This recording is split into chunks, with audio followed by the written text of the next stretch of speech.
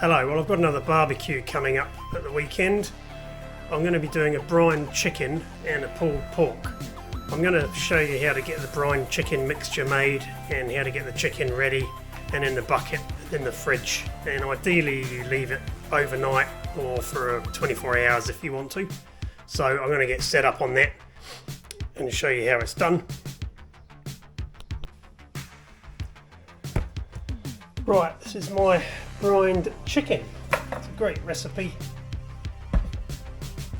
What we've got, firstly you need a bowl, decent sized bowl to mix the brine mixture in. You need something to put hot water in. And we need pickling spice, maple syrup. This isn't the real maple syrup, it's maple flavoured syrup. Table salt, bourbon, try not to drink it, goes in the brine mixture. I've got Jack Daniels, but I'm guessing you can use whichever bourbon you like. And we need boiling water and tap water.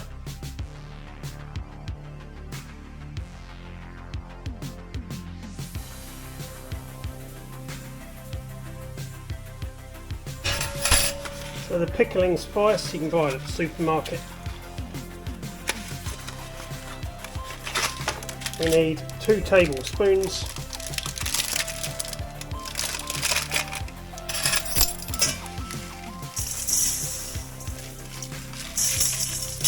One, run out. Boom. Get rid of that one.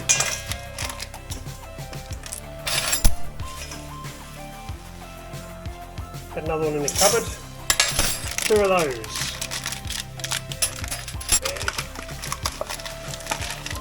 This is Rogers Compostable Eco Pack. Right, we need half a cup of table salt. This is table salt, so I've got an iodised table salt. Half a cup, so measure.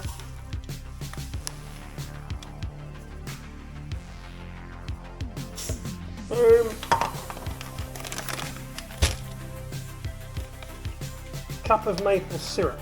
So this is flavoured maple syrup, so it's too stingy to buy the real stuff. This is like less than $4 and the real stuff is about $20.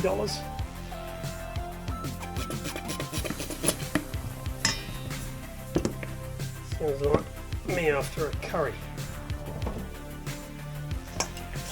A bit of a mix up. Half a cup of bourbon. Again, I've got Jack Daniels, but I think next time I'll probably get something a bit cheaper. Goes in there.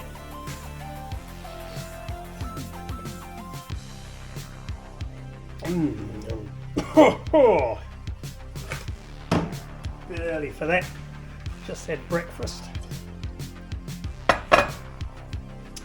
Right, now we need half a litre of boiling water, so I've got a steel tin. I'll go and get some of that.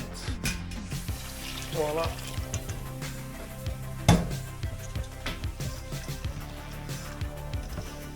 And that's it for the brine mixture. So you've basically got to dissolve all that.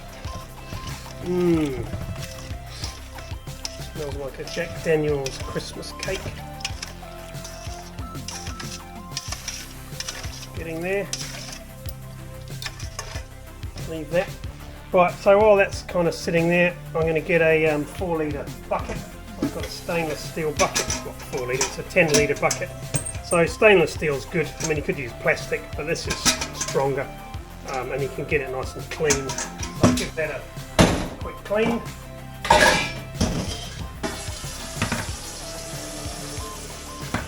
You've got to remember to clean it afterwards as well, otherwise the cleaner will be mopping the floor with salmonella water, which is never a good look. Right, that's all good to go. Actually rinse out all the soap suds. I'm on soap sud brine chicken.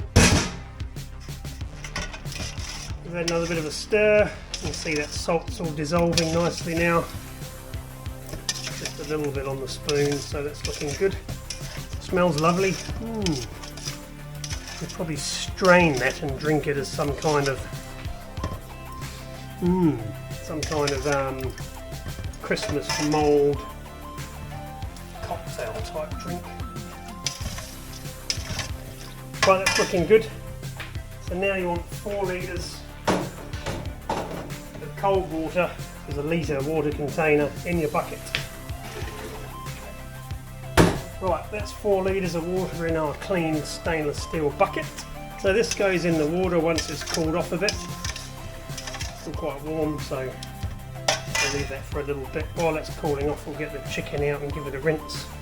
So this is a 1.9 kilo chicken. I get a couple of lemons and I cut them in half or in quarters and I stuff them in the cavity. So tip that brine mixture in your bucket.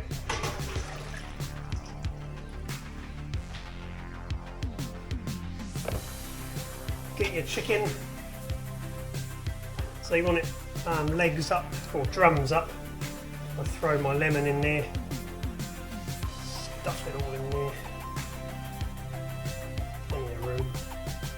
I suppose if you wanted to adapt it, you could put orange or something that might go nicely with the pickling sauce. Right, and then you get that in there, fill the cavity up, and a big chicken should sit in your bucket with the drums poking out like that. Lovely. That's basically it.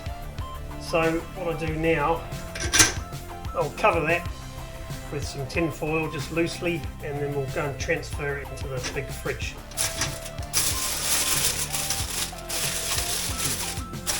Right, so it's pretty easy really. If you find a recipe, I've done it a few times, so I'm kind of used to it. Right, I've taken a shelf out.